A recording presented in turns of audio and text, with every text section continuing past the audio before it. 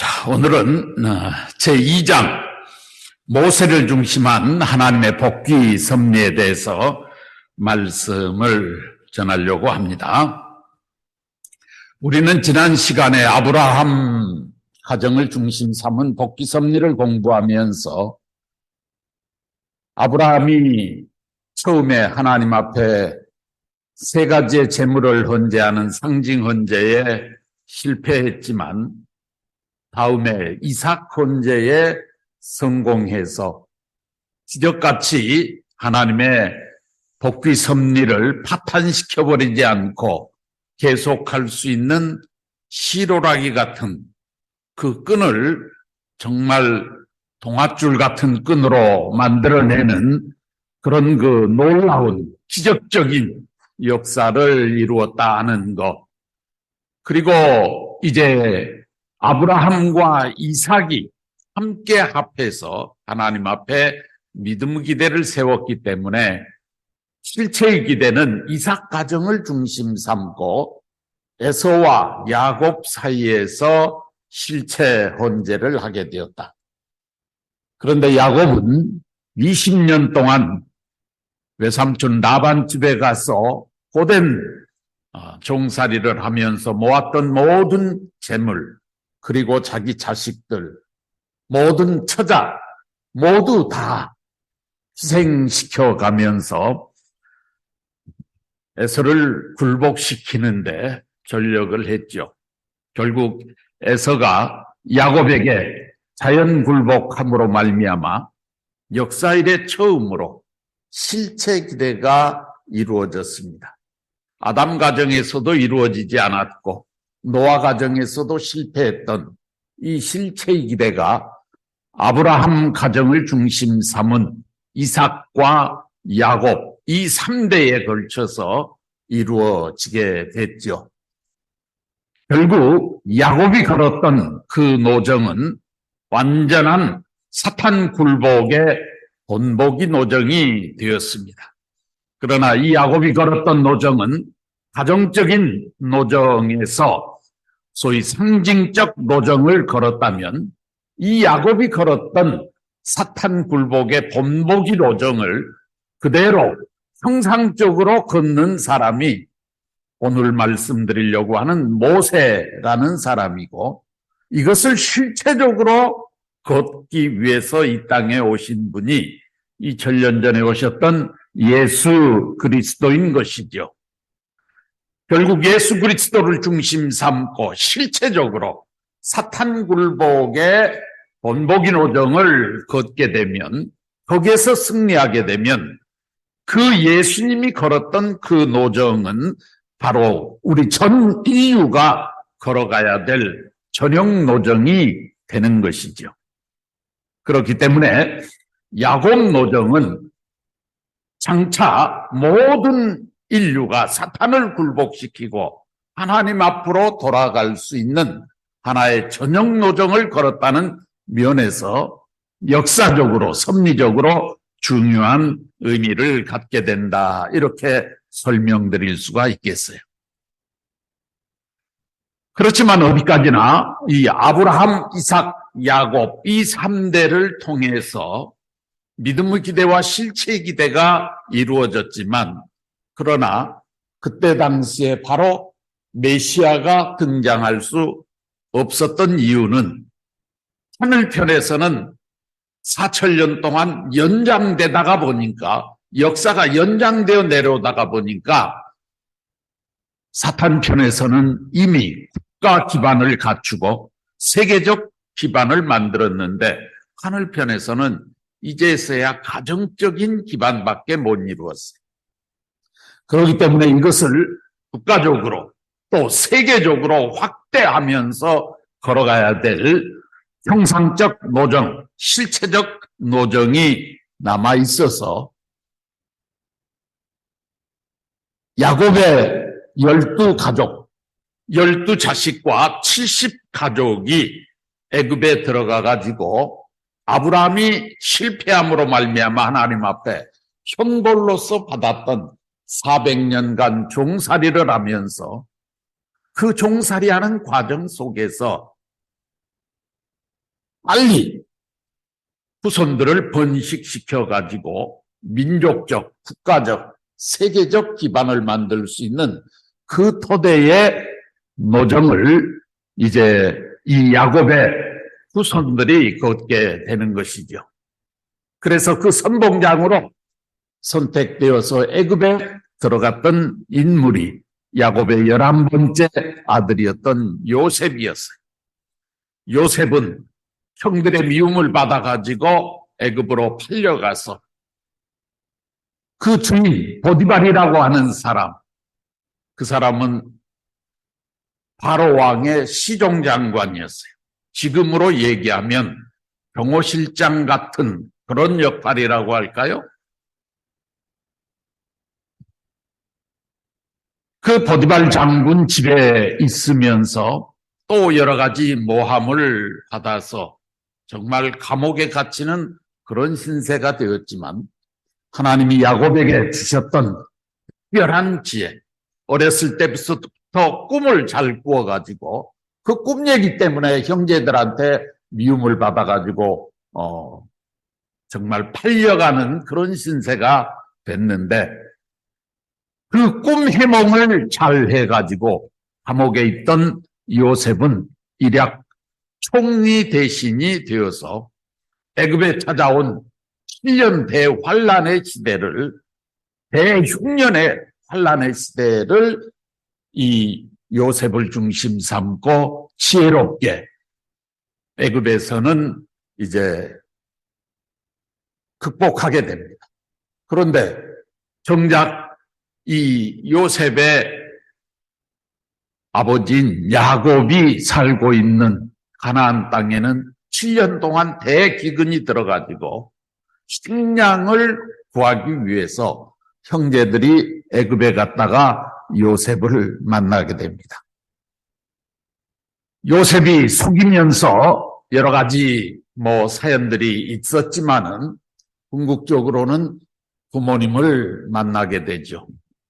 또 자기의 하나밖에 없는 친동생 베냐민을 만나고 싶어서 이 요셉은 자기 아버지 야곱과 그 베냐민 그리고 다른 형제들까지 다 애굽으로 불러들여서 그 어려움을 극복하면서 거기에서 살 수 있는 기반을 만들었어요.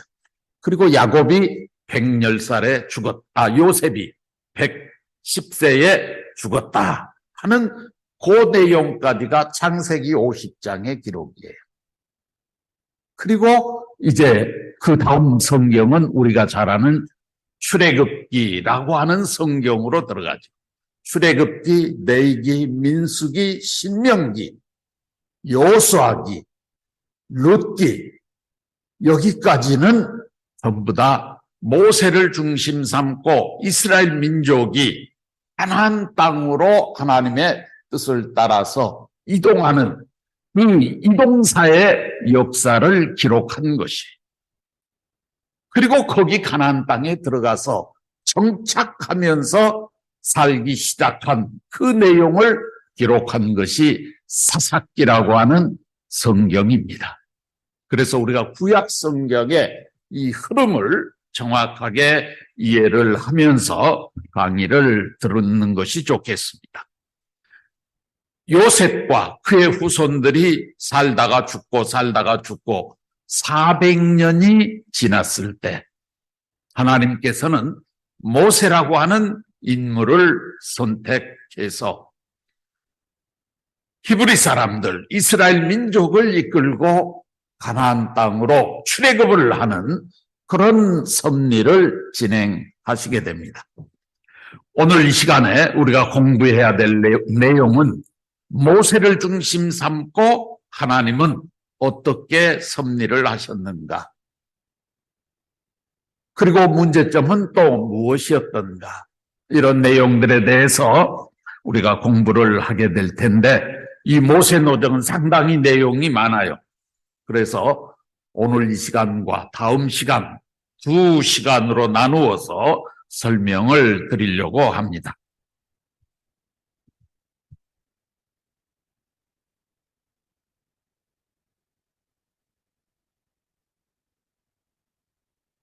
컴퓨터를 바꿔야 되나요? 컴퓨터가 말을 안 들어.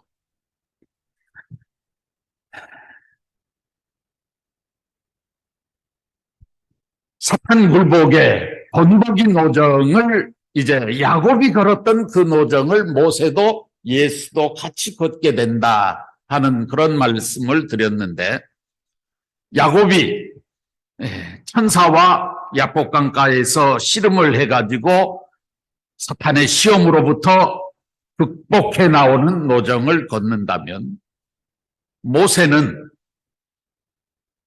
하나님의 시험으로부터 죽임을 당하려고 하는 그런 상황이 벌어지는 사건이 발생하죠. 호렙산에 올라가서 하나님을 뵀어요. 그리고 너는 나를 대신해서 민족에게 가서 민족을 이끌고 가나안 땅으로 들어가라. 모세가 하나님 앞에 얘기를 합니다. 나는 40년 전에 바로 왕에게 쫓겨나가지고 도망자의 신세로 지금까지 40년을 살았습니다. 그런데 내가 어떻게 바로 왕을 굴복시키고 민족을 뺏어가지고 가나안 땅으로 데리고 들어갈 수 있습니까? 내가 너와 함께 할 것이다. 그러면 나에게 징표를 주십시오. 그럴 때 하나님께서 3대 기적과 10재앙의 능권을 주시게 됩니다. 3대 기적을 받고 집으로 돌아가는 모세를 갑자기 하나님 사자가 나타나서 목을 조여가지고 죽이려고 합니다. 모세가 킥킥거리면서 목이 졸려가지고 다 죽어가는데, 그때 밖에 나오다가 마주쳤던 사람이 누구냐 하면 모세의 부인 십보라였어요. 그 십보라는 자기 남편이 목이 졸려가지고 죽을 상황에 놓여 있는데 그 모습을 보고 집 안으로 급히 들어가더니 자기의 아들 게르솜을 데리고 나와서 할례를 시킵니다. 그 할례를 통해서 피가 묻은 그 세금파리를 그 천사 앞에 던져줬더니 모세를 죽이려고 했던 그 천사가 모세의 목을 풀어주고 떠나갔다 하는 그런 성경의 내용이 나와요.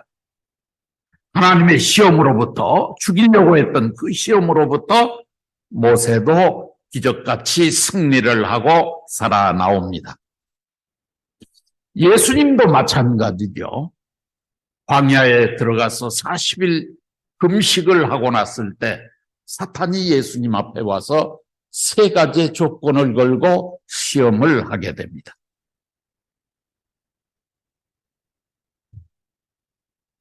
영육복주에 대한 이 상징적 노정을 걸었던 야곱은 떡과 팥죽을 가지고 형의 장자권을 빼앗았어요.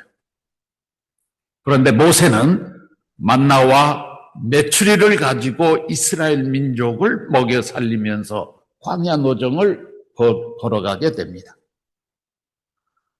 예수님은 떡과 포도주를 떼어주면서 제자들에게 이것은 내 피고 이것은 내 살이니 내 피와 살을 너희가 먹지 아니하면 너희 속에 생명이 없느니라, 이런 말씀을 하십니다.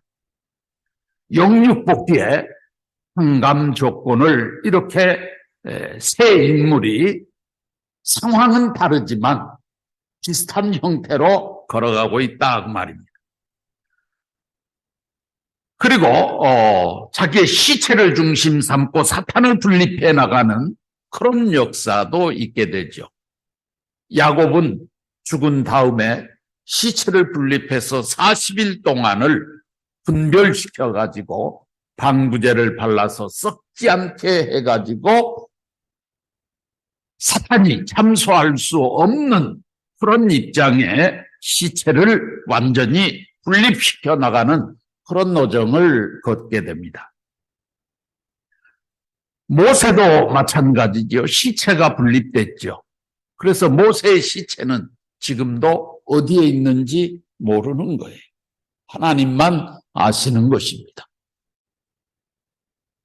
비스가 산 꼭대기에서 멀리 바라다 보이는 가나안 땅을 바라보면서 한스럽게 120년 생애를 마쳤던 모세.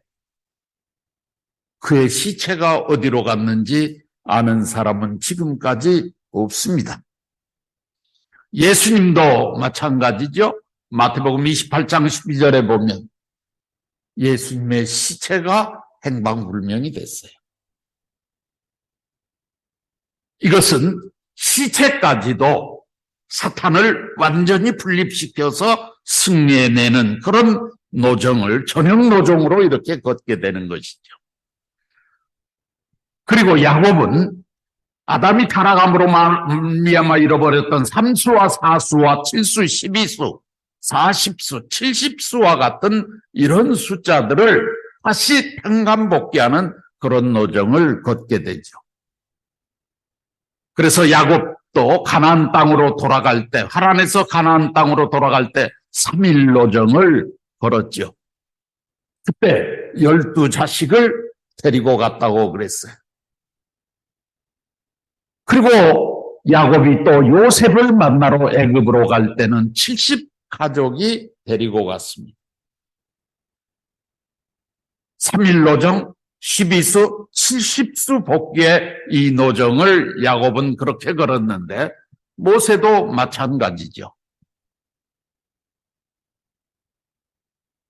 람셋을 출발해가지고 그래서 홍해 바다에 이를 때까지 3일 동안 무작정 광야로 달려라. 3일 노정을 걷게 됩니다. 그 3일 노정을 걷고 나니까 그 다음부터 구름 기둥과 불 기둥이 와서 모세를 인도하게 됩니다. 모세는 언제나 민족 전체를 지도하기 위해서 민족을 지파별로 편성을 해가지고 12지파장을 중심 삼고 회의를 하면서 민족을 이끌고 갑니다. 시내산에 올라가서 하나님으로부터 10계명과 성막을 지으라는 그 말씀을 들을 때 70장로들을 인솔해가지고 시내산에 올라갔다라고 성경은 기록을 하고 있습니다. 왜 3수, 12수, 70수에 대한 노정을 모세도 똑같이 이렇게 걷고 있는가? 예수님도 마찬가지죠. 십자가에 돌아가시고 나서 부활하실 때까지 3일 노정을 걸어야 했고 12제자를 다시 수습하고 70문도를 수습해가지고 오순절날 마가의 다락방에 대성령 역사를 통해가지고 세계 전도를 내보내면서 오늘의 기독교를 세계적인 종교로 세워나가는 그런 노정을 걷게 된 것이죠. 결국 야곱이 걸었던 이 사탄 굴복의 전형 노정을 모세는 형상적으로, 예수님은 실체적으로 그 노정을 걷게 된다. 그래서 야곱은 사탄 굴복의 본보기 노정을 걸었던 인물로서 우리가 잘 기억을 해야 될 것입니다. 그렇기 때문에 우리가 모세 노정을 공부하면서 언제나 야곱 노정을 염두에 두고 모세 노정을 공부할 필요가 있습니다. 이렇게 성서를 전부 다 하나님의 섭리를 중심 삼고 맞추어 나가면 성서는 분명한 흐름이 있어요. 그런데 이런 하나님의 섭리적인 내용을 알지 못하고 성서를 읽으면 왜 그랬지? 왜 그랬지? 하는 이 질문에 답이 안 되는 거예요. 그런 면에서 이 원리라고 하는 것은 사실은 기독교인들이 받아야 될, 기독교인들 앞에 주신 하나님의 복음이에요.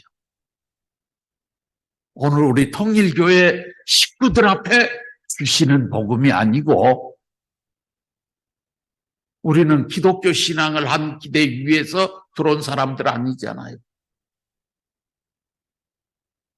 원래 하나님은 이 원리의 말씀을 기독교인들을 위해서 주시기 위해서 만든 말씀이에요. 이걸 오늘 기독교인들이 정신 똑바르게 차리고 말씀을 받아들였더라면 오늘 기독교가 요 모양 요 꼴이 안 되지요.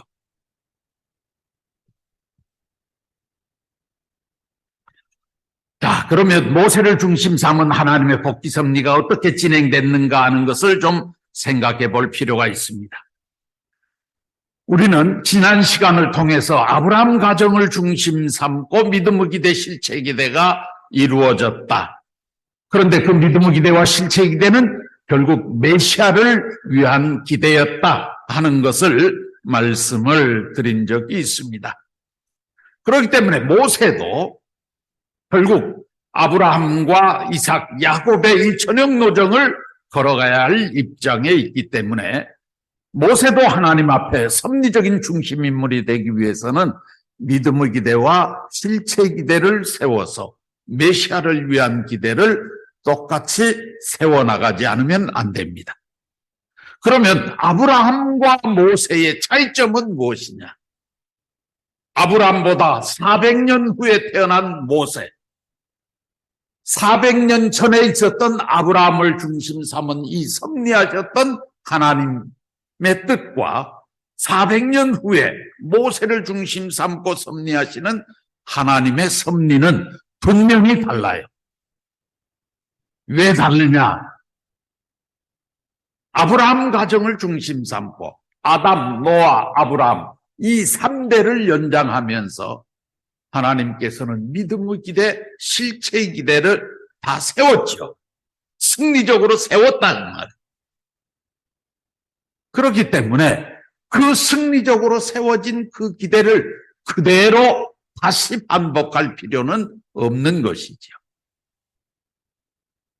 그러면 아브라함은 승리를 했는데 어떤 입장에서 승리를 했느냐 하면 가정적 입장에서 승리했죠. 그런데 그때 사탄은 국가적, 세계적 판도를 형성하고 있어서 메시아를 못 보냈기 때문에 400년 후에 등장한 모세는 이제 하나님께서 가정을 중심 삼은 섭리를 하시는 것이 아니라 민족, 국가를 중심 삼은 섭리를 하실 수밖에 없는 것이죠. 이것이 다른 거예요. 그러니까 가정을 중심 삼은 섭리를 할 때하고 민족을 중심 삼은 섭리를 할 때하고 달라진 점이 뭐냐 하면 믿음의 기대와 실체의 기대를 세우는데 가정형의 그 섭리 시대에는 믿음의 기대는 누가 세우느냐 하면 부모가 세운다 그랬어요. 그리고 실체의 기대는 그 자녀들이 세우는 거예요. 왜냐하면 아담 가정에서 아담이 타락의 씨를 심었고 그 타락의 결실을 맺은 것은 자식인 가인이 아벨을 살해함으로 말미암아 죄악의 열매를 맺어놨어요. 그렇기 때문에 믿음의 기대와 실체의 기대가 부모와 자녀가 2대에 걸쳐서 세워나가는 것이 가정을 중심 삼은 섭리라면은 민족과 국가를 중심 삼은 섭리에서는 부모와 자식이 없어요. 그렇기 때문에 섭리의 내용이 조금 달라지는 거예요. 중심 인물이 달라진다 그 말이에요. 믿음의 기대를 세우는 중심 인물은 가정 중심한 섭리 시대에는 부모가 중심이에요.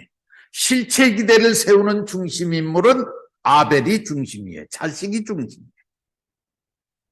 그래서 이것이 부모와 자식의 관계에서 2대가 힘을 합해가지고 믿음의 기대, 실체 기대를 세워야 되는데 민족을 중심 삼은 이 섭리 시대에 오게 되면 부모와 자식이 없죠. 그렇기 때문에 하나님 앞에 중심, 믿음의 기대를 세우는 중심 인물이 되면 그 사람은 부모와 같은 입장에서 중심 인물이 되는 거예요. 믿음의 기대를 세우는 중심 인물, 부모의 입장이에요. 그런데 이번에 실체의 기대를 세우려고 하면은 실체의 기대에 있어서는 자녀와 차자와 같은 입장에 쓸 수밖에 없는 거죠. 그리고 장자와 같은 입장에 세워지는 존재가 바로 민족이에요. 그러니까 민족 전체가 그 지도자를 믿고 모시고 따라오면 믿음의 기대를 세웠던 중심 인물이 바로 부모의 사명과 차자의 사명을 동시에 나간다. 이것이 모세 시대에 오게 되면 달라지는 점이에요. 왜요? 가정 시대가 아니라 민족, 국가 시대로 넘어가기 때문에 그래요. 그래서 중심 인물이 달라지는 거예요. 그 다음에 또 하나 달라지는 것이 뭐냐 그러면 믿음의 기대를 세우는 데 있어서 지금까지는 에덴 동산에서 아담 해와를 하나님은 만물을 주관하라고 축복했어요. 그런데 타락해가지고 만물보다 거짓된 자리에 떨어져 버렸기 때문에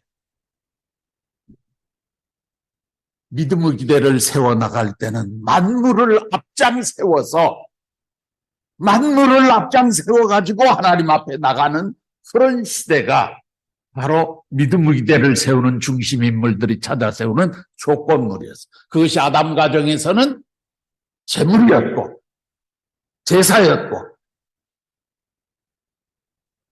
아벨은 양의 새끼를 잡아서 제사하고 가인은 곡식을 가지고 제사하고 하나님 앞에 제사를 드렸어요.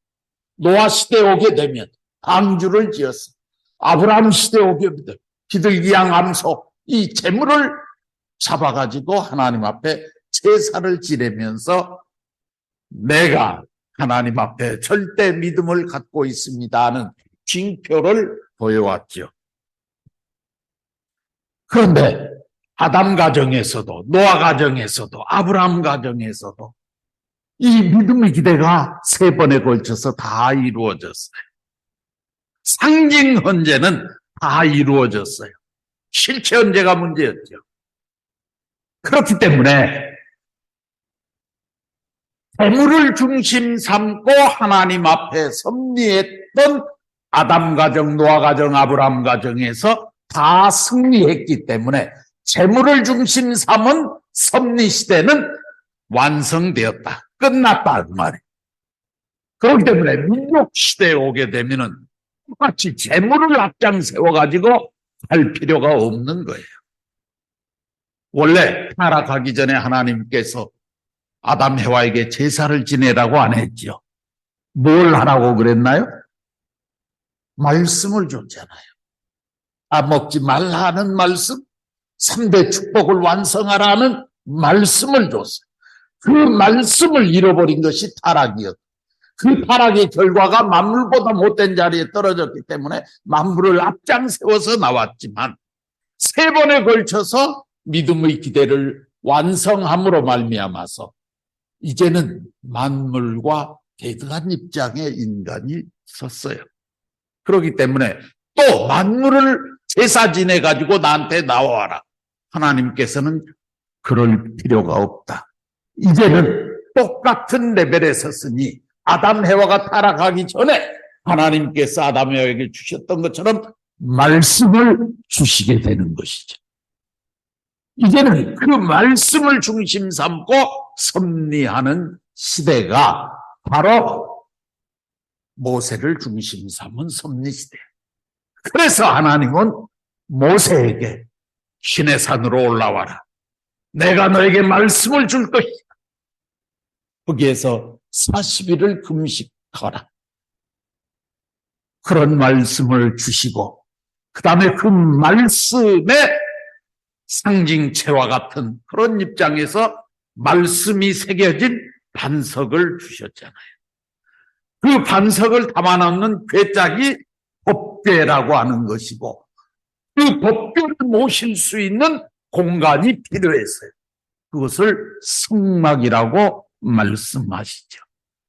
이 성막이 나중에 솔로몬 왕 시대에 와서 성전으로 지어지게 된 것이죠. 이스라엘 민족들이 광야 노정 이동하고 있는 때이기 때문에 건축을 할 수가 없었어요. 그러니까 텐트를 가지고 이동하는 그런 시대이기 때문에 성전도 이런 건물을 지은 것이 짓지를 못하고 모세에게 하나님이 명하실 때는 성막을 지으라고. 성막이라는 것은 텐트 성전이에요.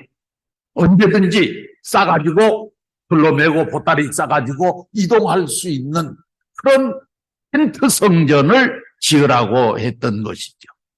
그러다가 나중에 이제 이스라엘 민족들이 가나안 땅에 들어가서 정착하면서 이제는 이사 다닐 필요가 없으니까, 이동할 필요가 없으니까 성전을 지으라고 했던 것이죠.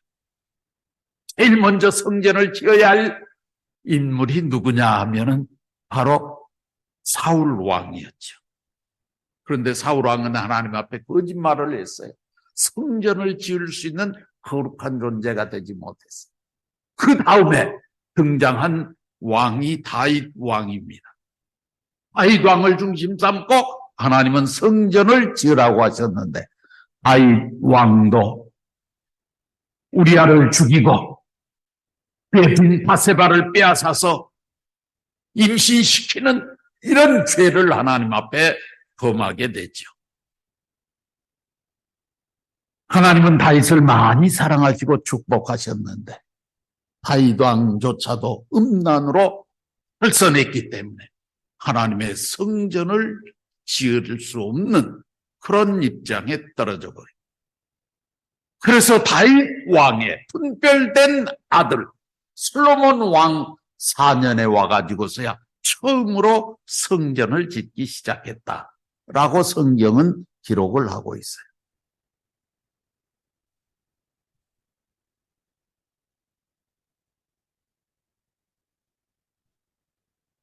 하나님께서 모세 시대에 오게 되면 이제 말씀의 실체인 메시아를 보내기 위해서 성전을 짓도록 하고 성막을 짓도록 하고 그리고 그 성막이라고 하는 것은 궁극적으로 법궤를 모시는 텐트인데 그 법궤는 무엇을 담아놓는 그릇이냐 하면 그게 석판을 담는 그릇이에요. 그 석판은 뭐냐 그러면 하나님이 모세에게 십계명의 말씀을 기록해 준 돌이에요. 돌판이에요. 그렇기 때문에 모세가 하나님으로부터 말씀을 받았다. 십계명의 말씀을 받았다 하는 것은 우리 타락한 인간 앞에 있어서는 말씀을 중심 삼고 하나님 앞으로 돌아갈 수 있는 길이 열렸다는 것을 보여주는 것이죠. 그렇기 때문에 모세 시대에 오게 되면 믿음의 기대를 세우는 조건물이 이제는 만물이 아니고 재물과 같은 이런 만물이 아니고 하나님의 말씀이에요. 이 두 가지가 달라진 거예요.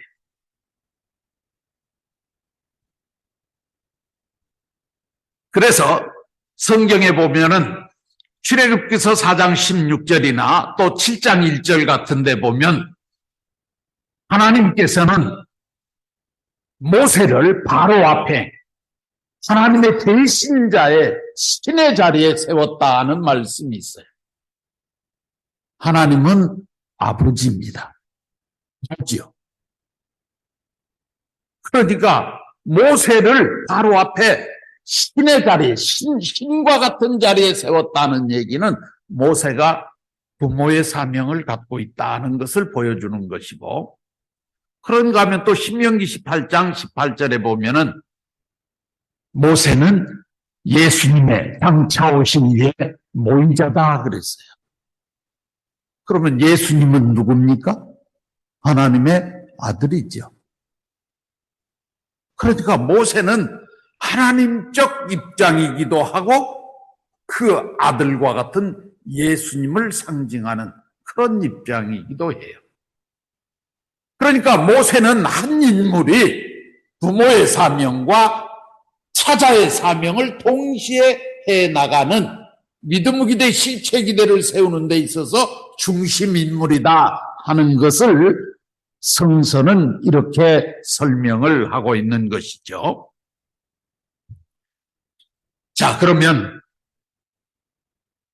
모세를 중심 삼고 하나님은 어떤 섭리를 하시기 시작했는가?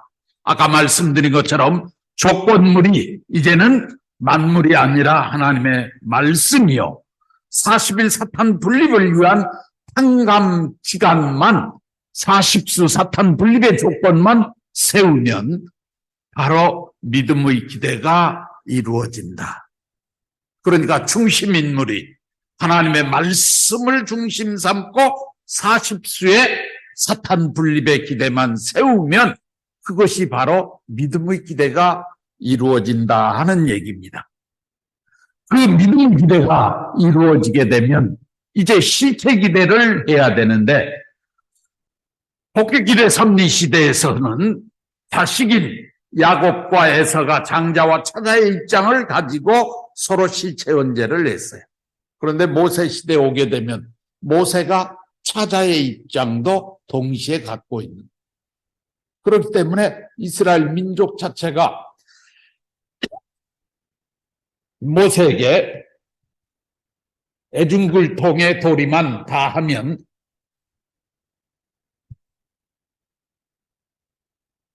실체의 기대가 이루어지는 것이죠. 이 섭리적인 차이점을 정확하게 알고 우리가 모세 노정을 공부해야 할 것입니다. 자, 그래서 모세 시대에는 모세 자체가 하나님 앞에 민족적인 믿음의 기대를 세워야 될 것입니다. 그 민족적인 믿음의 기대를 세우는 것은 하나님의 말씀과 뜻을 중심 삼고 40수에 해당되는 사탄 분립의 노정을 걸으면 바로 믿음의 기대가 이루어질 것입니다. 그 믿음의 기대를 세워놓은 모세 앞에 이스라엘 민족이 애중굴통의 도리를 통해 가지고 모세와 하나 되어지게 되면 실체 기대가 이루어지는 것이죠. 그 실체 기대가 이루어지게 되면 메시아를 위한 민족적인 기대도 이루어지게 되는 것입니다. 자, 그러면 1차적으로 모세를 중심 삼고 하나님은 어떤 섭리를 하셨는가?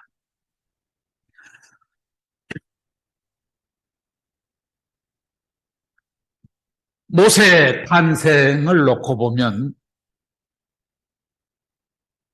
요셉이, 야곱이 그 자녀들을 데리고 애굽에 들어가서 살기 시작한 그때로부터 약 400여 년이 지나갈 무렵, 다시 말하면 아브라함이 잘못해서 하나님 앞에 400년간 남은 나라에 가서 종살이 할 것이다 했던 그 형별 기간이 거의 끝나갈 무렵에 모세는 태어났어요. 그런데 이 기간 동안, 이 400년 기간 동안에 그 야곱의 후손들을 중심 삼은 사람들을 히브리 사람이라고 그러는데, 이 히브리 사람들은 자손들을 번성하는 속도가 굉장히 빨라요. 애굽 사람들이 애를 하나 낳고 있으면 이 히브리 사람들은 2명, 3명 막 낳는 거예요. 그리고 히브리 여인들이 종살이를 하다가 보니까 신체적으로 건강해서 그런지 모르지만 막 쌍둥이도 낳고 이러면서 애들을 급히 많이 낳는 거예요. 그러다가 보니까 나중에는 바로 왕이, 애굽의 왕이 이름이 바로인데, 그 바로 왕이 야, 이러다가 보면은 이게 주객이 거꾸로 되겠다.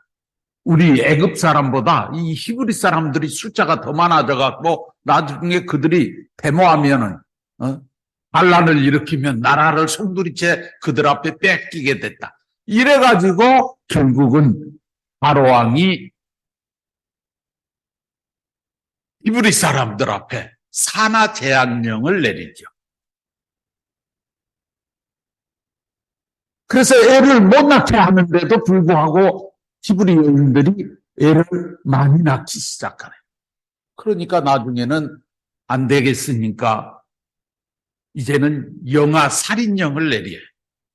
산파들 앞에 지시를 해가지고 히브리 여인들이 애를 낳으면은 그 집에 가서 아기를 받다가 산에 아이면 다 목을 졸라서 죽여버려라. 여자아이들은 살려둬도 괜찮은데 남자아이들은 죽여라. 그렇게 했음에도 불구하고 히브리 여인들은 건강해가지고 산파가 도착하기도 전에 애를 이미 낳아버렸어요. 그러니까 그것도 안 되다가 보니까 나중에는 바로왕이 스스로 히브리 여인들 앞에 남자아이가 태어나면 스스로 죽여라 하는 정말로 할 수 없는, 해서는 안 되는 그런 법령을 선포하죠. 그럼에도 불구하고 히브리 여인들은 몰래 숨겨가면서 아이를 기르는 거예요.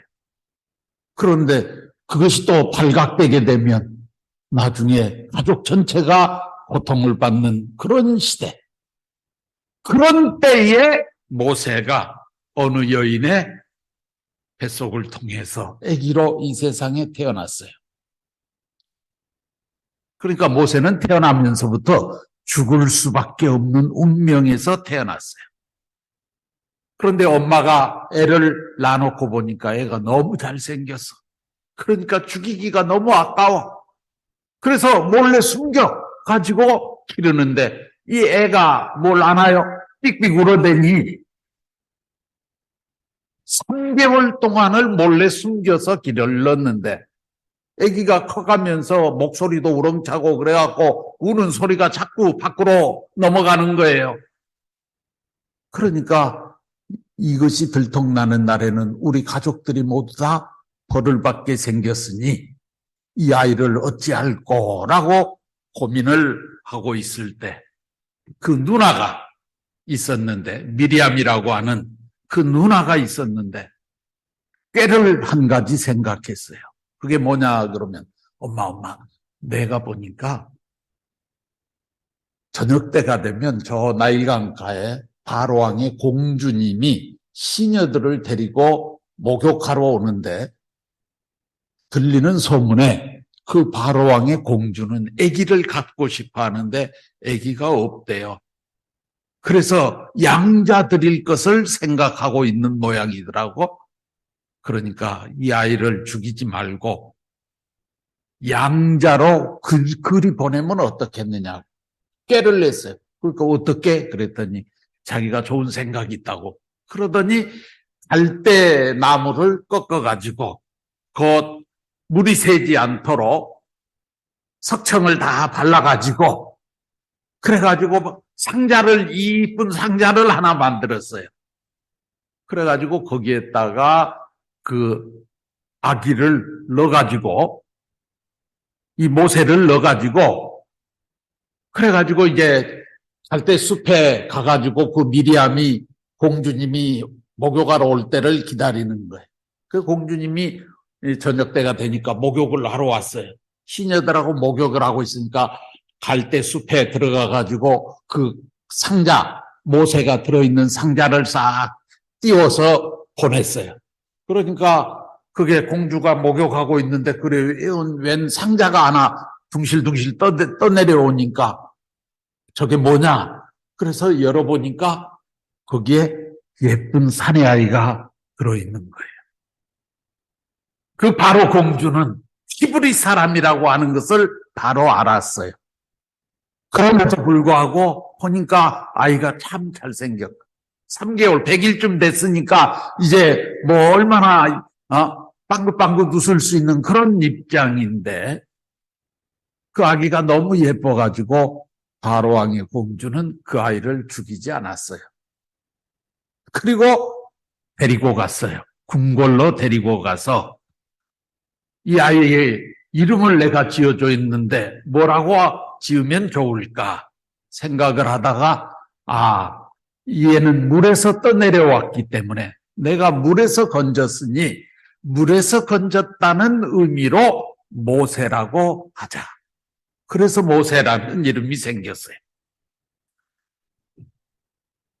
모세는 기적같이 죽지 않고 살아서 바로 왕의 궁중에 들어가서 바로 왕의 공주의 딸로, 양아들로 안전하게 성장을 했어요.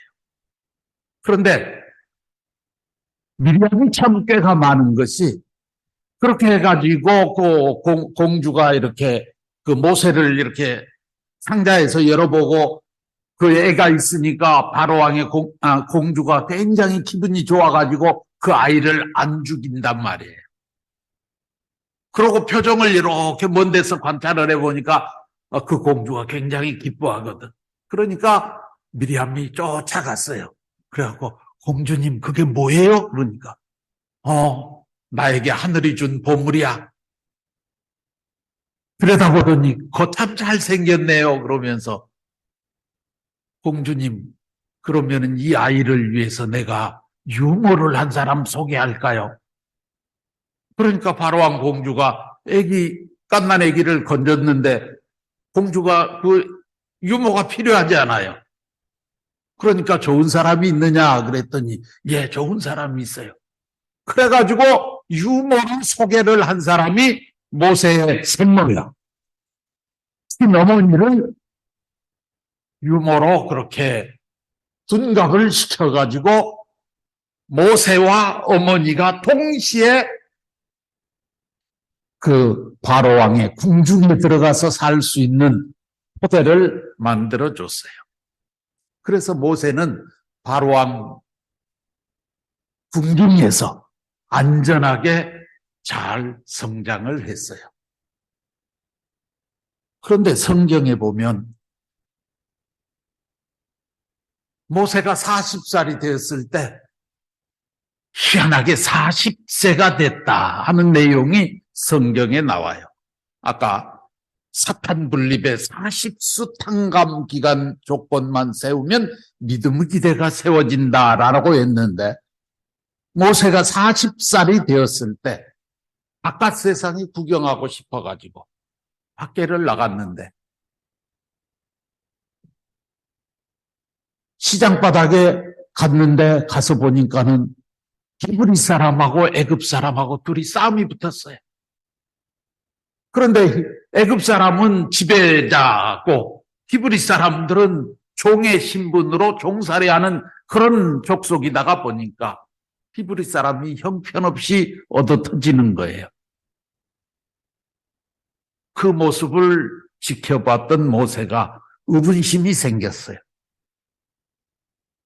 히브리 사람이 잘못한 거 없는 것 같은데 일방적으로 얻어터지니까 의문심이 생겨가지고 모세가 바로 궁중에서 자랐으니까 무술도 할 줄 알고 또 건장하게 잘 자랐으니까 40세가 된 그런 청년이니까 그러니까 그냥 주먹으로 그냥 그 애굽 사람을 한 방 날린 것이 그만 죽어버렸어요.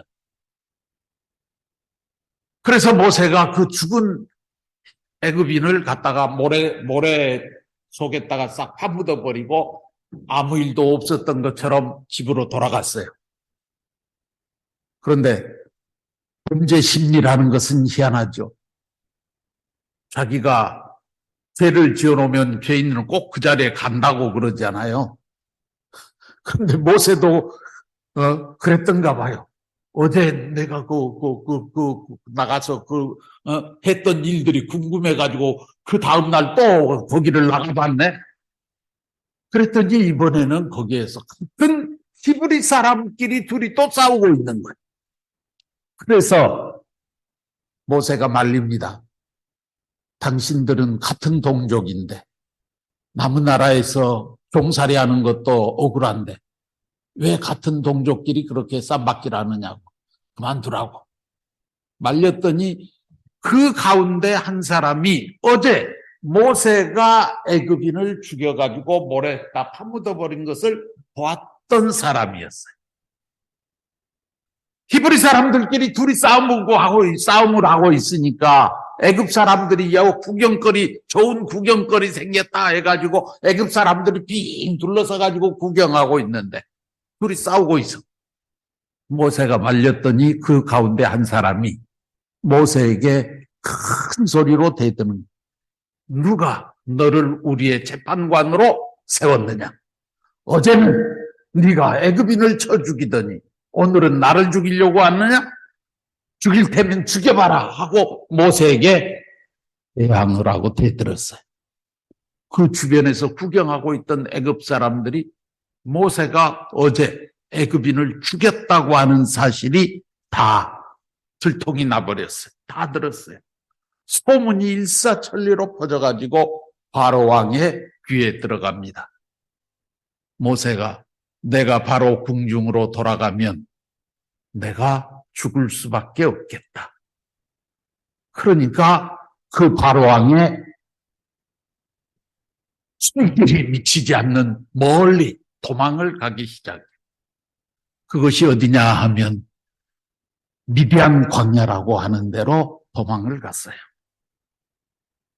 그 미디안 광야에 가가지고 모세는 기진맥진이 되어가지고 사막에 그 모래벌판에서 쓰러져가지고 있다가 왁자지껄 하는 소리에 눈을 떠보니까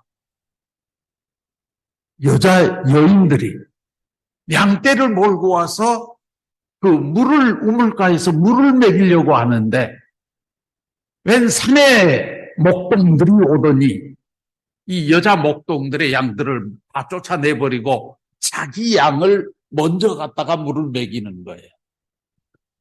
그러니까 모세가 정신이 들어가지고 가만히 이렇게 보니까 옆에서 그러고 있는 거예요. 또 의분심이 강했던 모세는 그걸 그냥 볼 수 없죠. 그러니까 일어나가지고 질서를 지켜야지. 당신들이 늦게 왔으면 늦게 물을 먹여야지. 왜 여자라고 해가지고 그렇게 무시하느냐.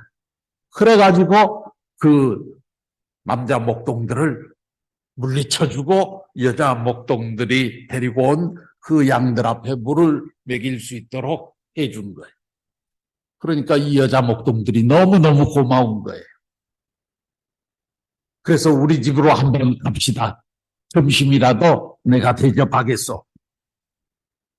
그래서 이제 그 여자 목동을 따라갔는데 그 여자 목동이 누구였느냐 그러면은 십보라라고 하는 그런 여인이었어요. 그 집에는 딸만 7공주가 있어요. 미디안에서 큰 목장을 경영하는 그 목장장 이름이 이드로라고 하는 사람인데 그 이드로의 7딸 가운데 맨 첫 번째 딸이 십보라라고 하는 딸이었어요. 그런데 이드로가 봤을 때는 자기 집에 딸들만 7명이나 있지만은 아들이 없으니까 힘이 없는 거예요, 이게. 그런데 그 십보라를 따라온 모세를 보니까 이게 얼굴도 잘생겼고 키도 훤칠하게 크고 사람이 황태자로 자랐으니까 얼마나 두루두루 다 갖췄겠어요. 그러니까 어디로 가는 길입니까? 물어봤더니 저는 갈 곳이 없습니다. 그러니까 그만 이드로가 기분이 너무 좋아진 거예요. 그러면 갈 곳이 없으면 우리 집에서 지내시면 어떻겠습니까? 그래서 그날부로 모세는 그 이드로의 집에서 양을 치는 목동의 신세로 전락을 해가지고 거기에서 양을 치면서 삽니다. 그러다 보니까 이드로가 그 십보라 딸하고 모세를 결혼을 시켰어요.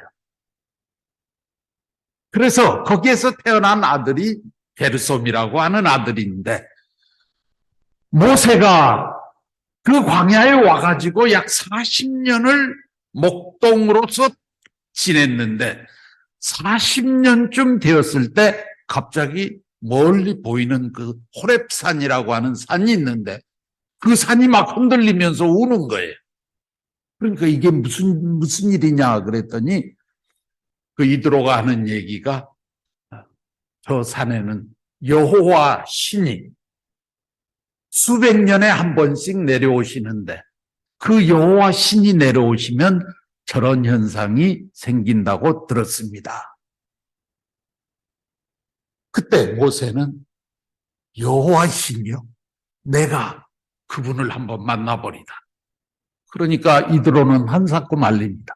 그 여호와의 신을 만나고 살아서 돌아온 사람은 지금까지 아무도 없습니다. 당신이 그분을 만나러 가면 당신도 틀림없이 죽습니다. 그러니까 가지 말게. 자기 사이가 없어지면 큰일이잖아요. 그래서 그 이드로는 죽고 말렸어요. 그런데 모세는 하나님을 만나러 산으로 올라갑니다. 가서 보니까 가시나무 떨기가 있는데 거기에 불이 붙었어요.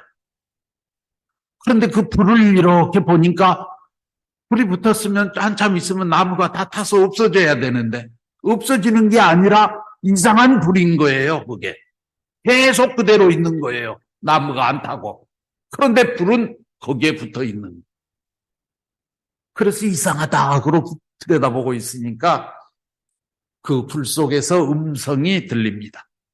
모세야, 네가 선 곳은 거룩한 것이니라. 그러니 신발을 벗어라. 그래서 모세가 신발을 벗고 땅에 엎드렸어요. 누굽니까? 나는 네가 만나고자 하는 여호와다. 여호와라면 도대체 어떤 분입니까? 그때 하나님이 하신 말씀이 나는 스스로 있는 자다.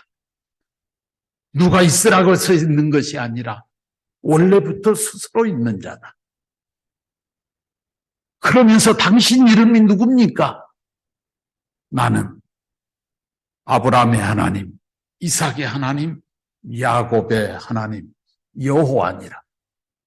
내 백성들의 간구함이 내게 들려서 내가 너를 바로에게 보내서 백성을 이끌고 내가 명하는 가나안 땅으로 그들을 인도해 가려고 하는데 내 명에 따르겠느냐.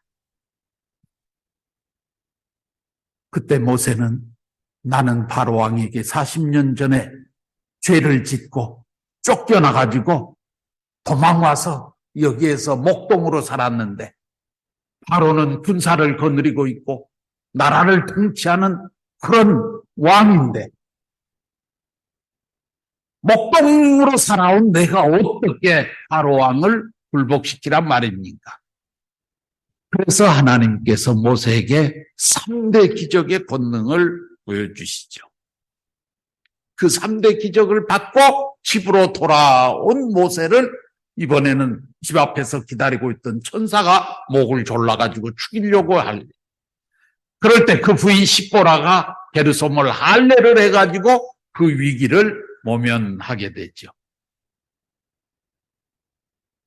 그 할례를 통해가지고 가면서 그 천사장이 모세에게 전해준 또 하나의 능력이 바로 십제양이라고 하는 10번 바로를 칠 수 있는 그런 놀라운 능력을 또 주시는 거예요.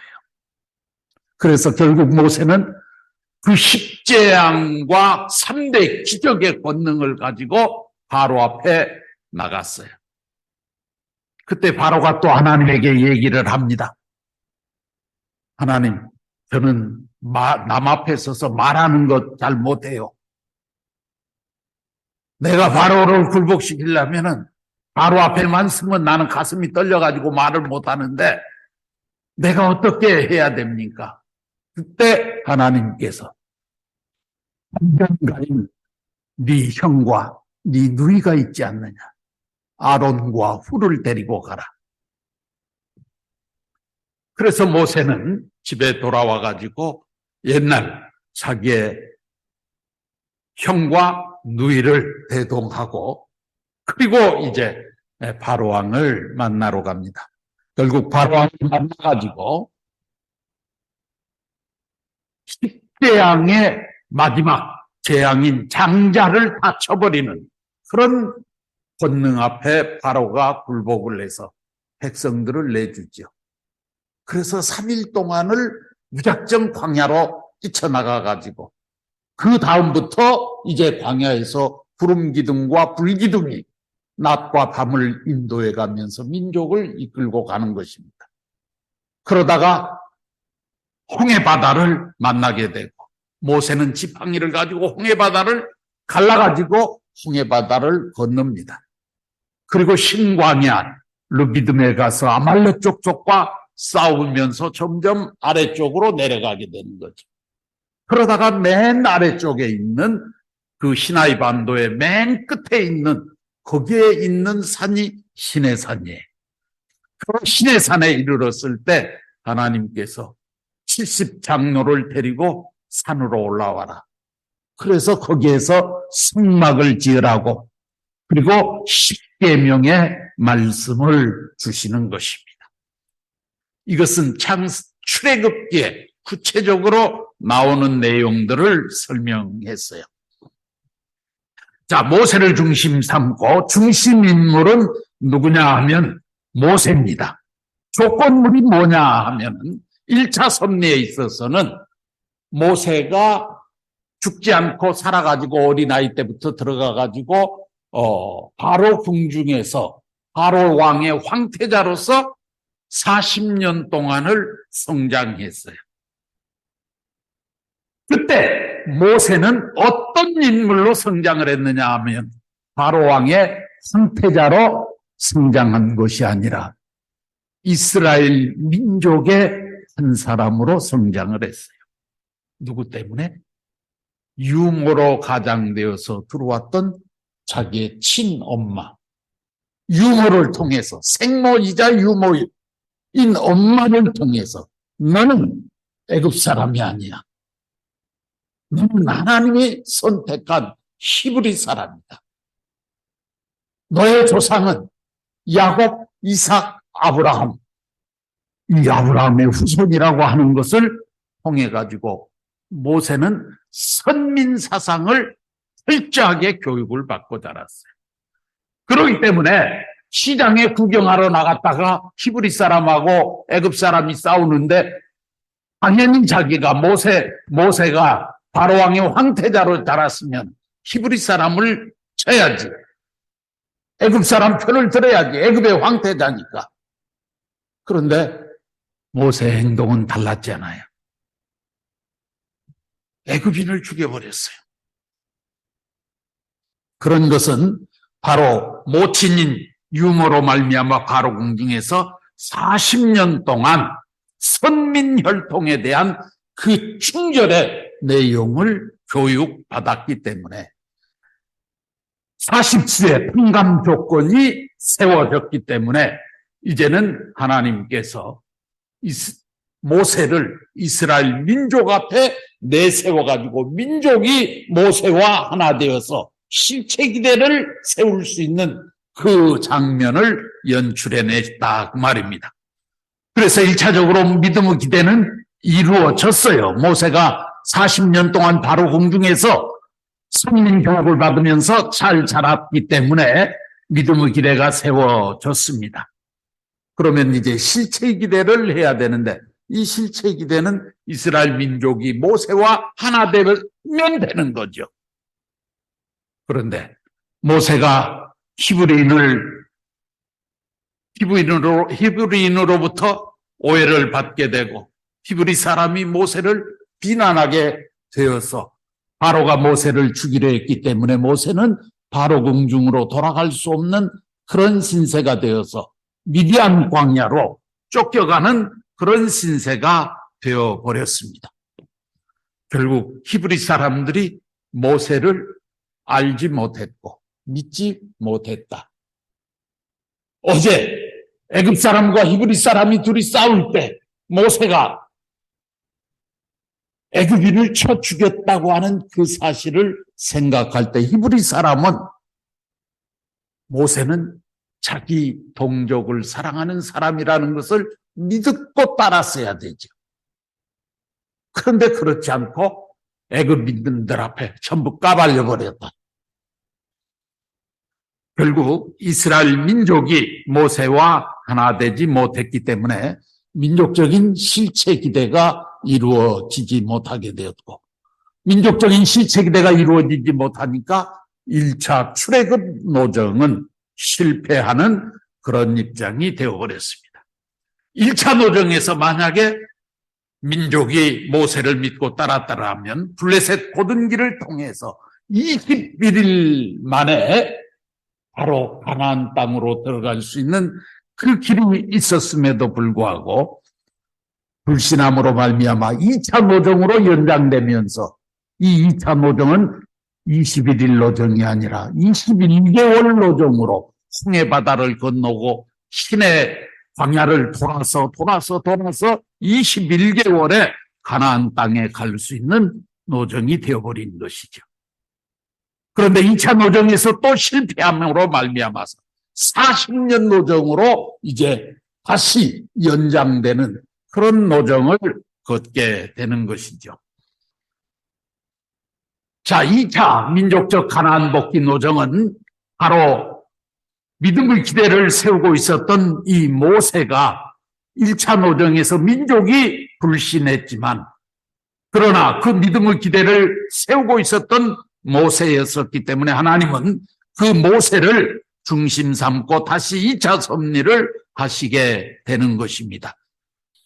2차 섭리의 중심 인물도 역시 모세예요. 그런데 조건물은 하나님의 말씀이라고 그랬어요.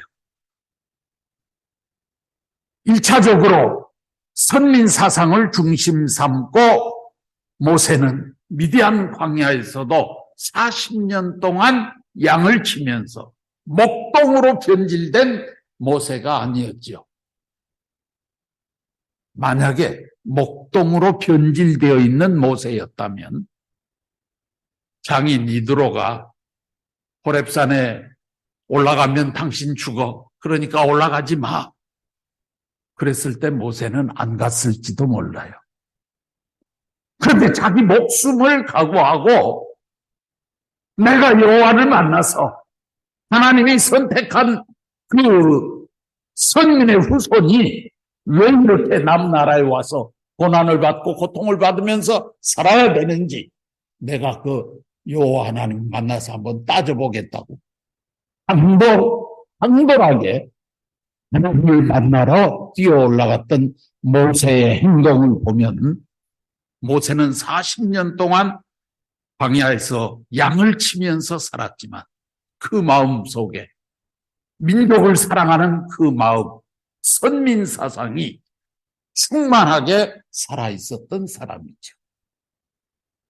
그렇기 때문에 하나님께서는 그 모세의 마음을 귀하게 보시는 것이죠. 그러나 바로 궁중 40년 생활이 수포로 돌아갔기 때문에 이 40수에 해당하는 사탄 분립 노정을 모세는 다시 찾아야 2차 노정을 걸을 수 있는 것이죠.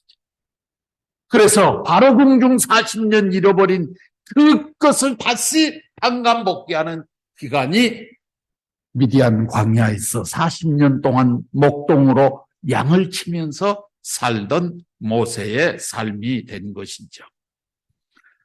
40년이 됐을 때 이제 하나님이 다시 모세를 소명합니다. 그래서 그 호렙산에서 내가 너를 바로에게 보내어 너로 내 백성 이스라엘 자손을 애굽에서 인도하여 내게 오리라, 이렇게 말씀을 하시면서 3대 기적을 주십니다. 이런 하나님께서 모세의 40년 광야에서의 미디안 광야에서 양치는 삶을 살아가면서도 모세의 믿음이 흔들리지 않았고 선민 사상에 대한 철저한 그런 사명감에 불타고 있는 모세를 하나님이 기뻐 받으셨다. 그렇기 때문에 역시 믿음의 기대가 이루어졌죠. 그랬으면 그 다음에는 실체의 기대를 세워야 됩니다. 믿음의 기대를 세운 모세 앞에 이스라엘 민족이 실체 기대를 세워야 되는데 이 출발을 위한 섭리를 3대 기적과 십재앙의 권능으로 애굽인을 치면서 이제 섭리를 하시게 되는 것입니다. 3대 기적이 뭐냐 하면 첫 번째 모세가 가지고 있던 지팡이를 던져봐라 그랬더니 하나님이 그래서 던졌더니 그 지팡이가 뱀이 됐다고 그랬어요. 그래서 모세한테 다시 그 뱀이 된 지팡이를 뱀 꼬리를 잡고 다시 잡아라 그러니까 그 꼬리를 잡으니까 뱀이 다시 지팡이가 된 것이 그 호렙산에서 보여줬던 첫 번째 기적이에요. 두 번째 기적은 모세가 손을 가슴에 이렇게 품으니까 갑자기 문둥병이 걸렸어요. 다시 품으라고 그래서 품었더니 이번엔 깨끗하게 나았어요.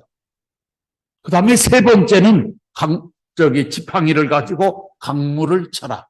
그러니까 그 강물이 피가 됐다. 이런 그 기적이 3대 기적이에요. 그래서 바로가 말을 안 들으면 이 3대 기적을 행해봐라. 이렇게 말씀을 주셨기 때문에 이제 모세가 아론과 훌을 대동해 가지고 바로왕 앞에 가서 여호와 하나님이 그러시는데 하나님의 백성 히브리 사람들을 전부 내놓으라고 그러시오. 그러니 왕이시여 당신은 내 백성을 내주십시오. 그러니까 바로왕이 코웃음을 치는 거죠.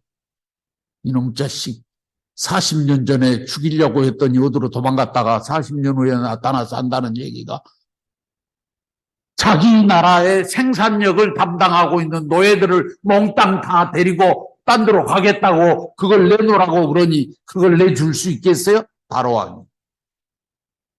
그러니까 콧방귀도 안 끼는 거죠. 그래서 모세가 하나님이 말씀하신 대로 지팡이를 던졌어요. 그러니까 그 지팡이가 뱀이 됐어요. 그러니까 바로가 보더니 야, 그 정도는 나도 할 수 있어. 그러더니 자기 신하들 가운데 술객들을 불러가지고 마술을 키울 수 있는 사람을 오락해가지고 그 술객이 가지고 온 지팡이도 던지니까 그것도 뱀이 됐어. 그래서 뱀 두 마리가 서로 경쟁을 하더니 나중에 이 아론이 던져가지고 된 지팡이가 된 그 뱀이 바로 술객의 지팡이가 된 뱀을 몽땅 삼켜버렸어요. 그러니까 모세가 이겼잖아요. 이건 무엇을 보여주는 것이냐 그러면 앞으로 하나님의 아들 예수가 와서 그 예수님은 이 세상에 지팡이의 사명을 하게 될 텐데 그 예수님이 와서 사탄 세계를 멸할 것을 보여주신 상징적인 그런 내용이었던 것이죠. 둘째 기적은 첫 번째 모세가 손을 품으니까 문둥병에 걸렸다가 다시 품으니까 깨끗해졌다.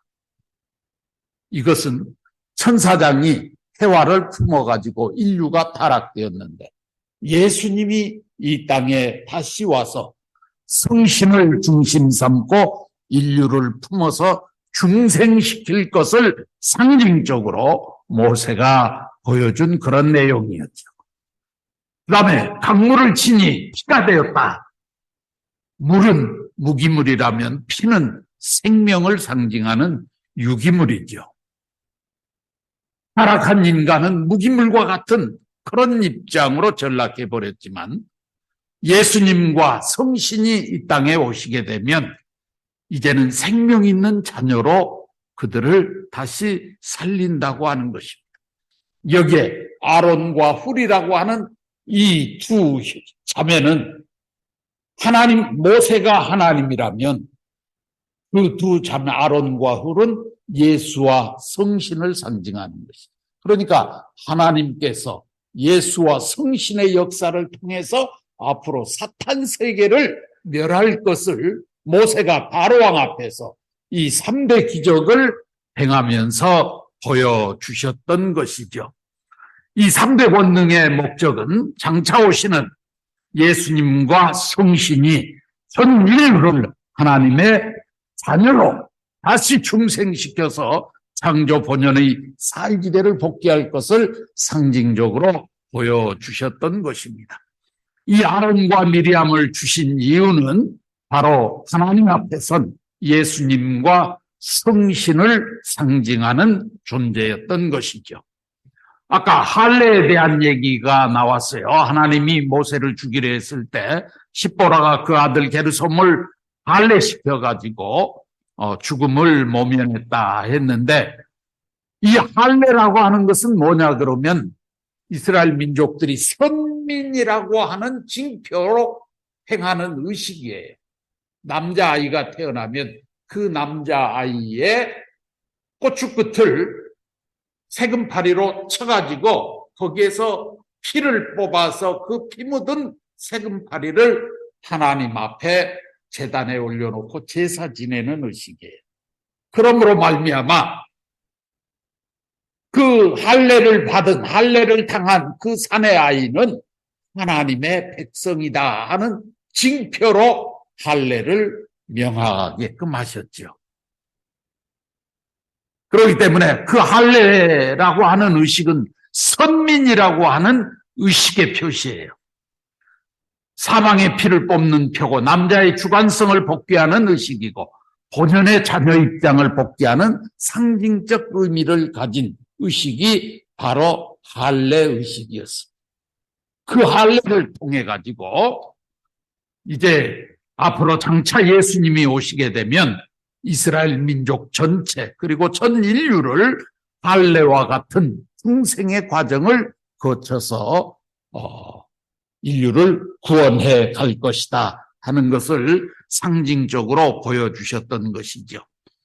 그 다음에 십재항이라고 하는 것은 강물을 치니까 그것이 피가 되었고, 그 다음에 개구리 재앙, 그 다음에 이재앙, 파리재앙, 그 다음에 가축들의 전염병 재앙, 피부병, 그 다음에 우박과 불을 내리고 메뚜기 재앙, 그리고 3일 광명. 애굽인들 앞에는 3일이 밤중이고 히브리 사람들 지역에는 그 길이 3일이 광명이었어요. 그런 과정을 거쳤는데도 바로가 거짓말을 해가면서 민족을 놓아주지 않죠. 그러니까 마지막으로 10번째 재앙이 장자를 다 쳐버립니다. 그래서 애굽 사람들은 전 집이 다 초상집이 돼버렸어요. 장자들이 다 죽었어요.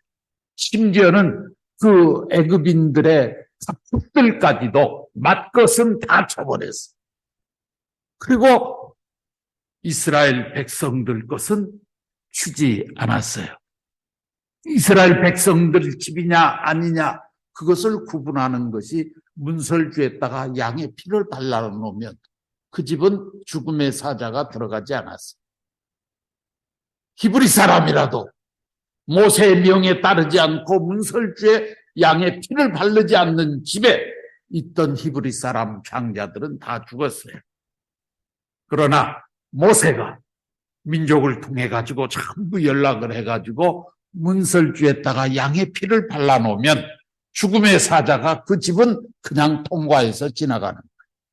그렇게 해서 히브리 사람들은 장자가 안 죽었는데 애굽 사람들은 다 죽었어. 바로 왕의 장자도 죽었어. 그러니까 자기 아들이 죽어 장차 왕이 돼야 될 그 아들이 죽었습니다. 바로 왕이 이 지독한 놈 더 붙들고 있다가는 다음에는 2번째 칠 거고 3번째 칠 거고 나중에는 하나도 안 남겠네. 이렇게 생각하니까 그때서야 바로가 알았다. 네가 원하는 대로 다 가져가라. 그러니까 이번에는 모세가 그냥 공짜로는 갈 수 없습니다. 우리가 지금까지 와서 여기서 노예 생활하면서 했으니까 우리가 먹고 쓸 수 있는 것은 우리가 가져가겠소. 그러니까 바로왕은 자기 아들이 죽고 다 전국이 전부 다 집집마다 다 초상집이 됐는데 그러니까 가져가든지 말든지 그 너희들이 알아서 하고 제발 내 앞에서 좀 사라져 버려라. 그때 모세를 따라 나섰던 이스라엘 백성들이 집에 있는 거 몽땅 다 가지고 이제 나서는 거죠. 모세가 어디로 모일까요? 무작정 광야로 달려라. 그래가지고 3일 동안 달렸는데 거기에 모인 자리가 람셋이라고 하는 것이고, 그 람셋에서 모여가지고 이제 모세가 전열을 정비해가지고 그리고 이제 민족을 이끌고 가는 거예요. 그런데 어디로 갑니까? 모세도 모르는데 어디로 갈지. 그 람셋에 3일 후에 모였을 때 하나님께서 낮에는 구름 기둥을 세우고 밤에는 불 기둥을 세워가지고 그 구름 기둥과 불 기둥이 인도하는 대로 가는 거예요. 그렇게 가다가 보니까 앞에 홍해 바다가 척 만나. 그런데 뒤에서는 3일 동안 장례를 치르고 났던 바로 왕이 장례 다 치러놓고 생각하니까 기가 막히고 이 도둑놈들이 다 가져가 버렸네. 그러니 그거 뺏어와야 되겠다. 그래서 군대를 이끌고 다시 추격을 하는. 모세는 앞으로 가려니 홍해 바다가, 뒤로 가려니 바로 왕의 병거가 쫓아오고 있고, 진퇴양난, 백성들이 요동하기 시작합니다. 그때 하나님께 모세가 기도를 합니다. 네 같은 지팡이로 홍해 바다를 쳐라. 그래서 모세는 믿음을 가지고 홍해 바다를 쳤더니 홍해 바다가 갈라졌어.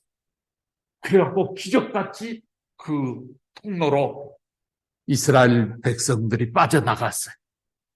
그 길이 생겼으니까 로마의 그 바로왕의 병거들도 전부 그 길로 왔는데 모세가 저쪽 홍해 바다를 건너가지고 저쪽 끝에 가가지고 이제 다 올라왔으니까 지팡이로 다시 홍해 바다를 찢어버리니까 물이 갈라져 있던 그 물이 다시 합해져 가지고 바로왕의 군대는 다 수장돼 버린 그런 상태에서 민족은 이제 다시는 애굽으로 돌아갈 수 없는 홍해 바다를 건너 가지고 이제 하나님이 인도하는 대로 암만을 향해서 갈 수밖에 없는 그런 운명에 놓였는데, 가다가 보니 또 어려움이 있고 가다가 보니 먹을 것도 없고, 그래서 이스라엘 민족은 또 그때마다 모세를 향해서 불신하게 되고 원망하게 되는 그런 과정을 거쳐가게 되는 것입니다. 자, 아까 십재앙의 기적을 하나님께서 행하셨다 그랬는데 그 십재앙의 기적 10번 바로를 칠 수 있었던 그 조건이 뭐냐 그러면, 야곱 때에 400년 전에 외삼촌 라반 집에서 야곱이 종생활을 할 때 외삼촌 라반이 10번 이 야곱을 속였어요. 얼룩양이 나오면 네 양으로 하고 흰 양이 나오면 내 걸로 하자. 그런데 야곱이 깨가 많아가지고 얼룩양이 나오게끔 교비를 시켜놓으니까 얼룩양이 많아지니까 이번에는 그 라반이 얼룩양은 내 것이고 흰 양은 네 것으로 하자. 그러니까 이번에는 또 딴 데 가서 다 교배를 시키니까 흰 양이 또 많아져. 그러니까 이 재물을 놓고 라반이, 사탄 편에 있던 라반이 하늘 편에 있던 야곱을 10번 속였어요. 거짓말해서. 그러니까 그 탕감 조건이 400년 후에 모세가 바로를 10번 쳐버릴 수 있는 그런 탕감 조건이 되었던 것이죠. 그러니까 탕감법은 무서운 거예요.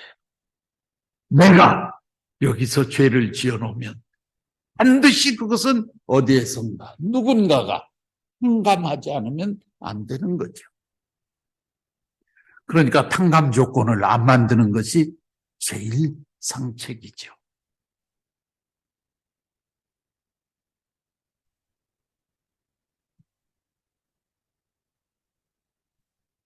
그래서 모세가 바로를 칠 수 있었던 것은 장차 예수님이 이 땅에 오셔서 이적 기사를 통해 가지고 선민으로 구원시켜 나갈 것을 보여주신 것이죠. 이때 하나님이 바로의 마음을 강팍하게 해서 10번씩이나 바로의 마음을 바꾸게 한 그 이유가 어디에 있느냐 하면 바로와 이스라엘 민족에게 하나님의 능력을 보여주어서 하나님은 궁극적으로 누구 편이냐? 이스라엘 편이다 하는 것을 보여주려고 하셨던 하나님의 의도가 계셨죠. 그 다음에 바로에게 자기의 무력함을 깨닫게 해서 이스라엘 민족이 떠나고 난 이후에도 뒤쫓아 가지 못하도록 하기 위해서, 그리고 이스라엘 민족으로 하여금 애굽에 대한 적개심을 갖게 만들어서 애굽에 대한 미련을 완전하게 끊어버리게 하기 위해서, 또 하나는 모세는 하나님이 보내주신 민족의 영도자라고 하는 것을 민족이 확실히 깨달을 수 있도록 하기 위해서 바로 마음을 하나님은 강박하게 하시면서 10번씩이나 놓아주겠다고 해놓고 또 마음을 바꿔가지고 안 놓아주고, 놓아주겠다 해놓고 또 마음을 바꾸고, 그런 일을 반복했다 하는 내용입니다. 자, 그래서 민족적 가나안 복귀 노정은 이제 3대 기적과 10재앙을 통해서 민족이 모세를 믿고 따름으로 말미암아 출발을 위한 섭리가 가능했습니다. 실체 기대가 이루어졌기 때문에 가능했던 것이죠. 그렇지만 이 믿음은 언제까지냐? 민족이 모세를 따라서 가나안 땅에 들어가서 정착할 때까지. 몇 개월 동안? 21개월 동안. 민족이 변하지 않아야 돼. 믿음의 기대, 실체 기대를 세웠으니 출발은 했어. 그렇다고 해서 완성이냐? 아니에요. 21개월 가나안 땅에 들어가서 정착해서 완성, 그 다음 하나님의 섭리, 메시아가 그 땅에 올 때까지 민족은 모세와 하나 돼 있어야 돼. 그런데 가는 도중에 또 문제가 벌어졌던 것이죠.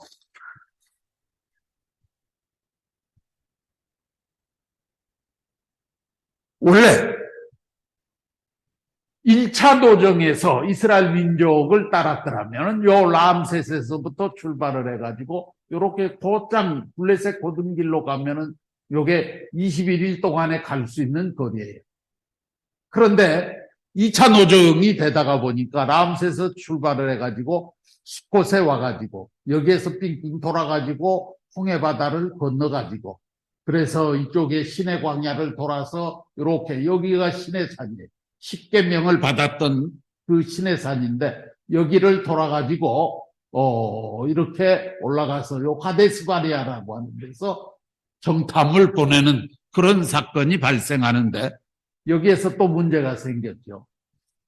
모세가 바로한테 1차 노정에서 쫓겨가지고 미디안 광야에서 와서 살았던 데는 이 아라비아 반도가 있는 이쪽 지역입니다.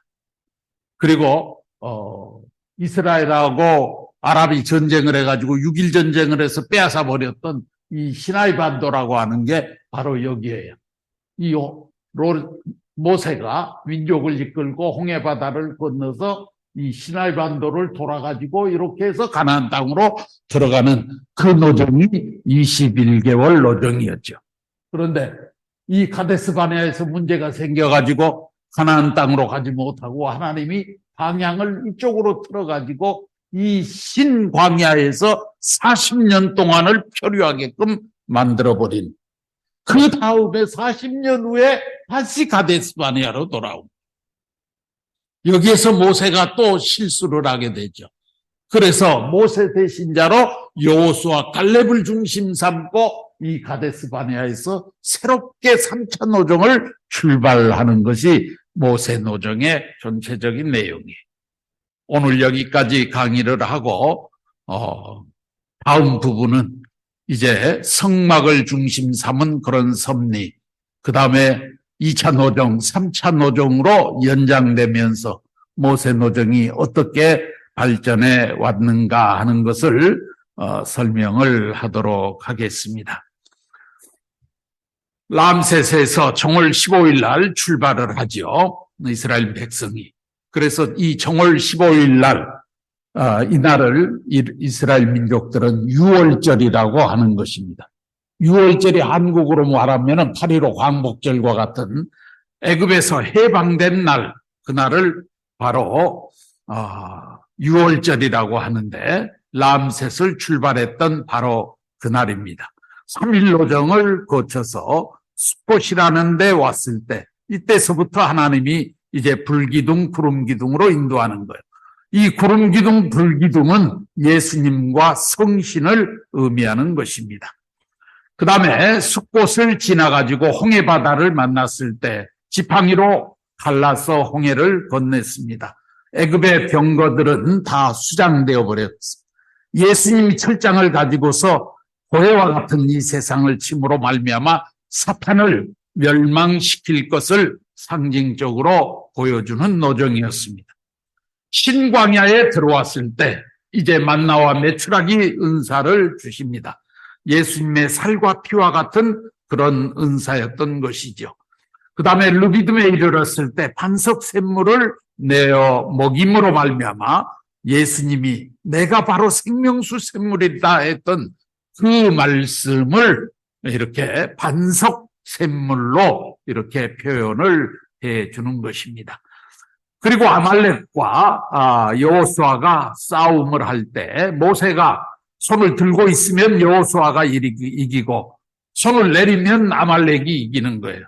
그래서 모세가 손을 들고 있도록 이 양쪽에서 팔을 잡고 있다가 아론과 훌이 팔을 잡고 있다가 그것도 안 되니까 나중에는 돌을 쌓아가지고 돌을 쌓아 올려가지고 모세가 팔을 내리지 못하도록 이렇게 받쳐놨어요. 그랬더니 여호수아가 아말렉을 치고 이겼다. 그것은 장차 하나님을 중심 삼고 예수와 성신이 하나 되어서 모든 사탄 세계를 멸하고 하나님의 아들, 딸을 복귀해 온다 하는 것을 상징적으로 보여주셨다고 생각을 합니다. 자, 오늘 여기까지 설명을 하고 다음 부분은 이제 다음 시간에 또 얘기를 하겠습니다.